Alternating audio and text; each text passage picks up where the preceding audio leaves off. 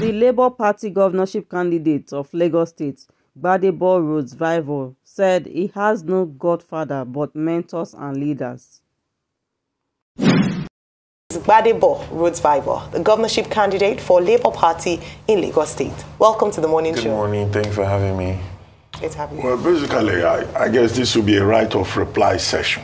Okay. Because yesterday we had Dr. Olajide Adediran, the candidate of the PDP, on the program, and he had a lot to say about you having been proposed as a deputy governor to him, and he declining, about you not having a chance, and nobody expecting that what happened on February 24 with Labour Party dominating the polls in Lagos in terms of the outcome, that nobody should expect that because the people who voted for Peter Obi on February 25 have since left town, and that you don't even stand a chance in this election.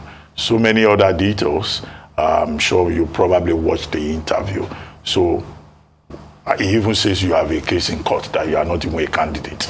I guess in that regard, he was referring to the Awamaridi matter, who says he's the authentic candidate of the Labour Party. What do you have to say to all of this? For me, it's just a lot of propaganda and lies, right? At the High Court, we won because we have, in fact, with me, his withdrawal letter. At the Appeal Court, his case was thrown out. As of today, he has not submitted any case at the Supreme Court, right? So that's matter, and he has even run out of time to submit any case. Who is that? Yes. So that case is dead, is done. The Gbadebo, Dr. Gbadebo Adediran, took me to court to say that I had not withdrawn from PDP and all that. The judge threw that out. And legally, we've been focused on actually doing productive things, like getting injunctions to ensure that INEC follows the due process of doing electronic transmission of votes. That INEC does not use MC Olomo to move material. So in terms of judiciary, all that is done. There's no issue, there's no controversy. And the legal secretary of the party has come out to say such. My lawyers have also done press conference to address this. In relation to being imposed, it's very unfortunate because all of this I saw coming. And I told the leaders of our party, from when he took list of ad hoc delegates and wrote it and did a lot of fraudulent things with that, and we told them, I told leaders in the party, as you are doing like this, the first people that are going written out in this party are you. Because someone just came to the party and this is what they did. By doing that, he set himself up to have an advantage, perceived advantage in a primary. But the fact of the matter is this, all the leaders came together and said, listen, this ticket with both of you will be unbeatable, right? And it's not something I was happy about. But a party is about consensus building and moving forward, right? And there was an agreement. Unfortunately, he denies and lies about this, but he will lie about it on air, but go and prostrate and apologize to Chief Body George and the BOT members, people like Bokna Akirile, Prince Akitoye, PDP. He will go and prostrate there and say he's sorry for offending them.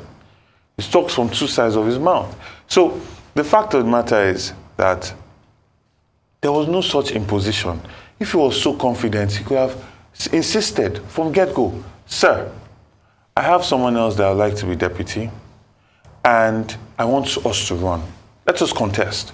I was denied the opportunity to contest after building structures for over 4 years, after spending so much money on a ticket, right? I was denied the opportunity to contest because he went and told these leaders that I want to work with this person as my deputy, right? Afterwards, the whole process now changed. But the fortunate thing about all of this is this. Everything has worked out the way God destined for it to work out. So I'm not here to complain. It's just important that people don't continue telling lies, out of desperation and the position that they find themselves in. And that's why I felt it's important to come and clarify, because there's too much lies going around that we can just be issue-based, focus on what we're going to do for Lagos, and move the conversation forward. Absolutely.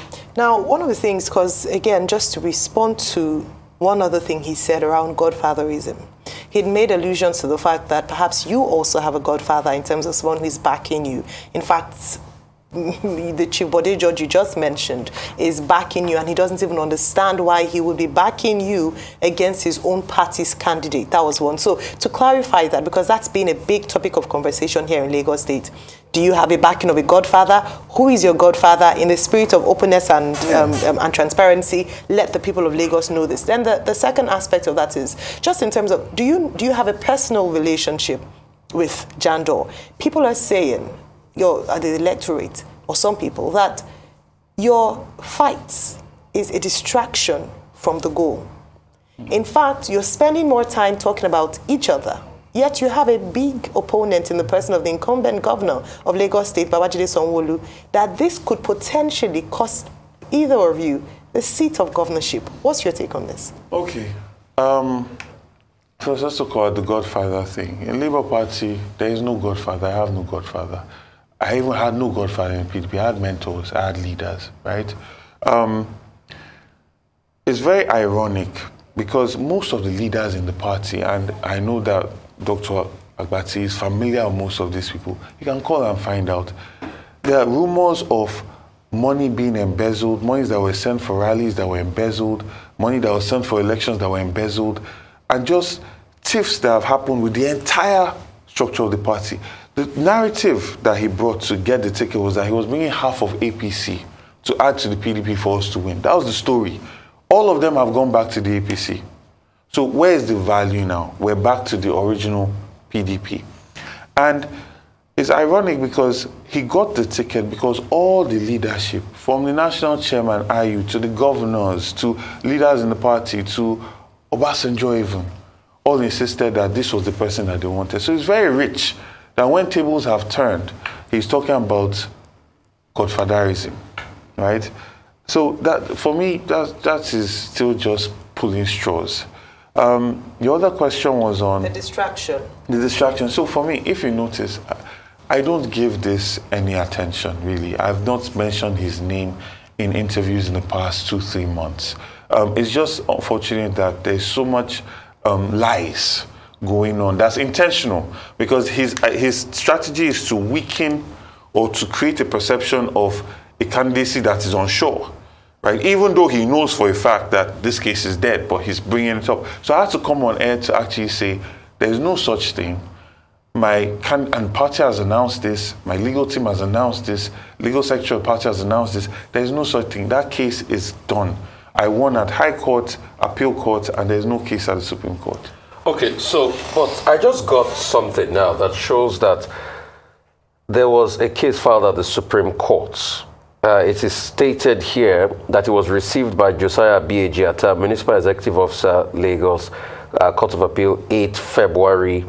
A notice of appeal. Take notice that the appellant being dissatisfied with the judgment of Court of Appeal, Lagos Division, Honorable Justice Oyegoche Otasi and Justice Omoro Akibami and Justice Ibrahim Suraju delivered on the 2nd of February, doth hereby appeal to the Supreme Court upon the grounds set out in the paragraph and shall be the hearing of the appeal seeking relief.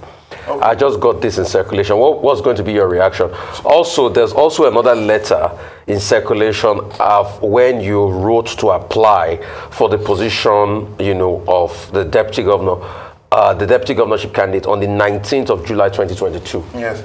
Okay, please, can I see your phone? Yes, please. Okay.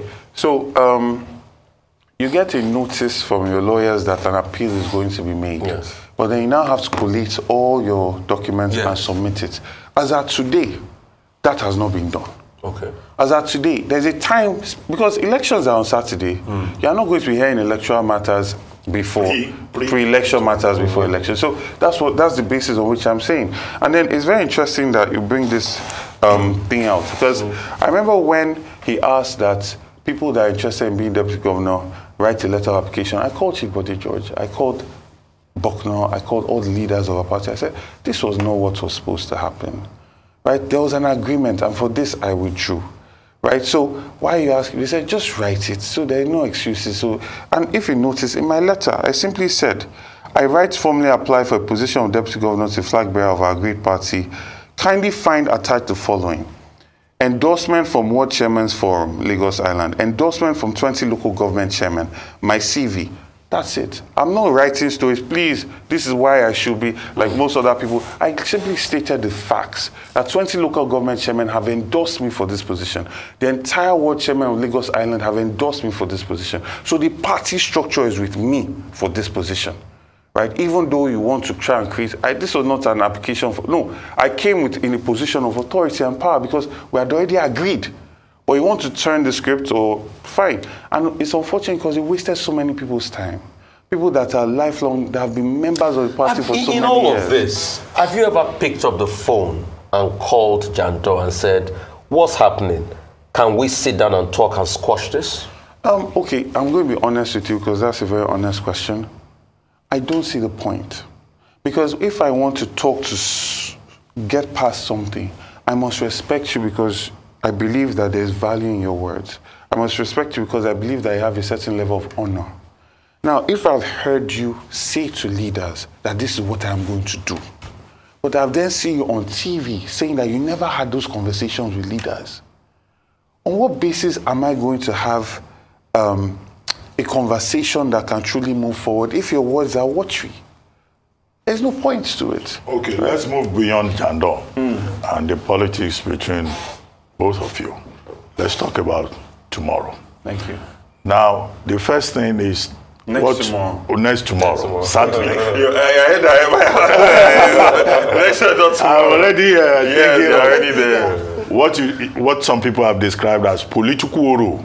Yes. In Etiosa area, Ekate, Elegushi, and I saw as well. And I saw a report saying that, oh, it won't affect the elections, and you trying to justify that, oh, the elections will start at 8:30 a.m., the Oro will have ended by 5:30 a.m. But concerned citizens are saying, this is political Oro. Yeah. Now you have mentioned 3 different places. Around election time, that's when these traditional rulers are bringing out Oro. So why are you defending them? That's number one. Number two, the police are saying that the allegation, well, that's what they say, that you were attacked, or some of your supporters were attacked in Ekpe, that they don't have any evidence to that effect. That is fake news. Is it fake news, or was there truly an attack? Okay. Those 2 issues. Okay. So let's start with the political role. I respect our traditional fathers. It's unfortunate that there's a perception that this rights that they are trying to do is moving along with the INEC timetable. And that gives the perception that they're trying to disenfranchise a number of voters, right? And I appeal to our leaders, because before I came in here, I got reports, I got intelligence that Oba Elegushi has either denied that these rights are going to happen, or, you know, it's not clear. It's not clear.